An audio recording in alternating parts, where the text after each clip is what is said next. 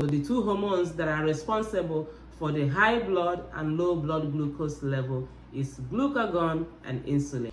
If you have ever heard the myth that carbohydrates are bad for you, this is the video you really need to watch with full understanding. Okay? My name is Victoria. I create content about nursing, lifestyle, health, and wellness. Okay? Any information that's going to benefit your health and wellness, I love to share. So in today's video, I'm going to help you understand the myth that says that carbohydrates are bad for you.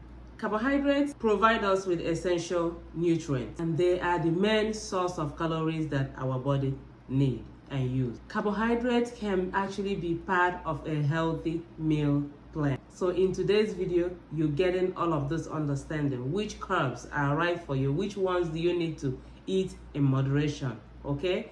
There are two types of carbohydrates. We have the simple carbohydrates. We also have the complex carbohydrates. The simple carbohydrates are the ones that digest quickly after you eat them, and they immediately send glucose, which is the sugar, into your bloodstream. And what happens next?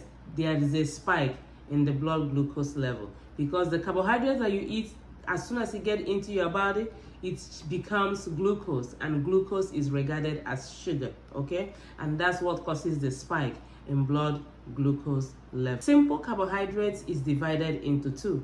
We have added sugar, and we also have naturally occurring sugar. Added sugar lack vitamins, they lack minerals, and they lack fibers, okay? And because they lack all these nutrients, they only offer us calories, okay? That's why there is a high chance of you gaining weight when you eat them. An example of these foods include pastries, ketchups, barbecue sauce, candies, cakes, ice cream, sodas, sweetened breakfast cereals, granola bars, and energy drinks, okay? All those type of food are considered added sugar under simple carbohydrates, okay? And they help make you gain weight quicker because of the sugar added in them. Then we have naturally occurring sugar. These are the type of carbohydrate that no sugar was added artificially, but naturally they were created and designed to be sweet. So naturally occurring sugars contain vitamins, they contain minerals, they contain fiber, okay? They contain all the nutrients that the body requires. Example of these foods are found in fruits and also found in milk, okay? So we are talking about strawberries, we're talking about grapes, orange, bananas. You can see banana is naturally sweet. Oranges are sweet. Strawberries are sweet. And the sweetness was not added by, the company. No, they are naturally sweet. Grapes are naturally sweet. Honey is naturally sweet. Milk is naturally sweet. These foods that I mentioned are considered naturally occurring sugar because it wasn't added. That's how they were created. And we're gonna move over to the second type of carbohydrates, which is the complex carbohydrates, okay? Complex carbohydrates digest very slow, and they slowly transfers glucose into the bloodstream. No rush. Why is it very slow? Because they contain vitamins, they contain minerals, they contain fiber, okay? Any food that contains lots of fiber keep you fuller. You don't get hungry quicker because the digestion process is very slow, and it doesn't cause a quick rise in your blood glucose level. That's why the complex carbohydrate is the best type of carbohydrate to eat more, okay? If you want to eat more of carbs, complex carbohydrate is the one to eat more. So what are examples of complex carbohydrates? You can find them in legumes, okay? Like beans, lentils, soya beans. You can find them in whole grain, such as brown spaghetti, brown pasta, brown bread, brown rice. You're gonna find them in blueberry, blackberry, kiwi, okay? Those are where you're gonna find complex carbohydrates. So if you want to eat more fruits, instead of eating more bananas, you can actually eat more kiwi, okay? Instead of eating more grapes, you can actually eat more raspberry and more blackberry, because those contain complex carbohydrates. Each time you give your body high level of sugar, there is a gland that you put in at work, and that gland is called the pancreas. So for those who don't really know what a pancreas is an organ that helps with digestion. It also helps with the blood glucose control.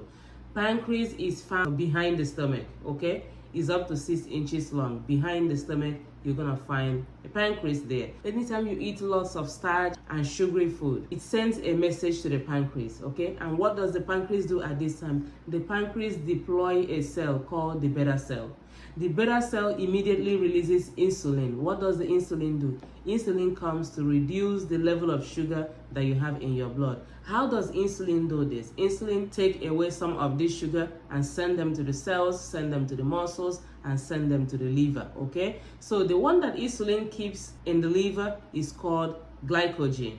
And as soon as the insulin sends this excess sugar to the liver, insulin is gonna tell liver, hey liver, I'm about to use you as a storage for this excess sugar in the blood, but on the one condition. And the liver is gonna say, what condition is that? Then insulin will explain to liver that anytime this individual is running low on sugar, my sister, who is glucagon, will activate you, send a chemical message, okay, letting you know that the body is running low on sugar, and you will immediately transform glycogen and send to the bloodstream so the blood glucose level can normalize, okay? That is what insulin tells liver.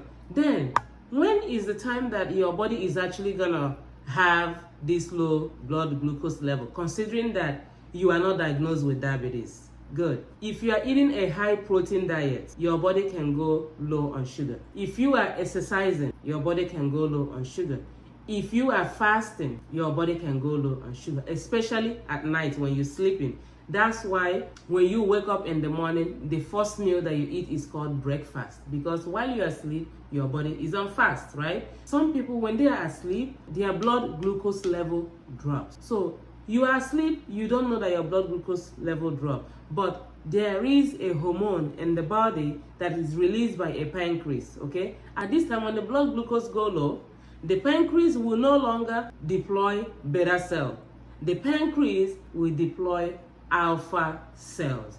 Alpha cells are responsible for low blood sugar, while beta cells are responsible for high blood sugar. So when the pancreas deploy alpha cell immediately releases glucagon, and glucagon sends a chemical message to the liver and say, hey liver, my sister insulin left some sugar here called glycogen. Now this individual is running low on sugar. Can you immediately send this glycogen and transport into the bloodstream so the blood glucose level can normalize? And the liver immediately does that very fast, okay? Only glucagon can signal that message to liver. No other hormone can do it. So the two hormones that are responsible for the high blood and low blood glucose level is glucagon and insulin. Insulin is responsible to reduce the high level of glucose, while glucagon is responsible to bring up blood glucose when it's low. If you are one of those that are still confused about refined food and whole grain, okay, I'm also gonna explain that. Refined foods are like white rice, white bread, white pasta, white spaghetti. Why are they called refined food? It's because they've been processed from their original form, okay? Originally, they had fiber, but after this process, they lost fiber. They're only full of starch. And as soon as starch gets into the bloodstream, it changed to sugar, okay? So refined food spike your blood glucose the same way the simple carbohydrate spikes your blood glucose level. The whole grain is called whole grain because it didn't lose nothing. It was not processed. It still has the bran, it still has the germ, it still has the endosperm, okay? These three parts of the grain are still intact, and it contains high level of fiber. That's why when you eat them, you feel fuller and you don't get hungry quicker. Each time you eat rice or bread, right, and you eat beans, watch which one is gonna make you feel hunger, because beans is part of a complex carbohydrate. Even though it has high level of protein, it's considered a part of complex carbohydrates, okay? So I decided to share this video with you guys today so you have proper understanding. When people tell you that carbohydrates are bad for you, you can answer them no. That simple carbohydrates is bad, but complex carbohydrates is good. So focus on the quality of carbohydrates that you eat instead of eliminating them from your diet. They can be part of a healthy meal plan. Until I see you in my next video, continue to live with longevity in mind. Bye.